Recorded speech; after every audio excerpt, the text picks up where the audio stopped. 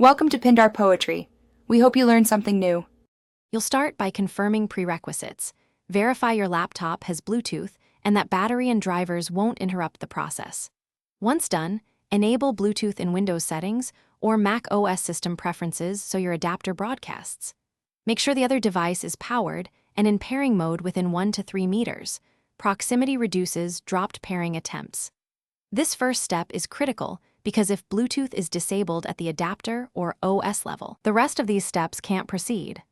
You now search for the target device in your laptop's Bluetooth pane. On Windows, click Add Device. On Mac OS, open Bluetooth and watch the list.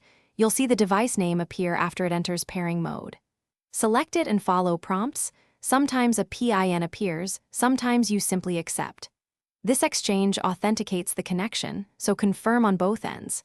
If drivers are current, pairing completes quickly. If not, the system may retry or ask you to restart Bluetooth and try again. Finish by confirming the connection works. Play audio, transfer a file, or move the cursor if it's a mouse. Once paired, most devices auto-connect going forward, so test now to avoid later surprises. If pairing stalls, toggle Bluetooth off and on or restart the laptop, then attempt repairing. If problems persist, update your Bluetooth driver or firmware and remove interference like crowded USB 3.0 hubs. That often resolves persistent dropouts and failed discovery attempts. Thanks for watching. Consider subscribing if we helped you.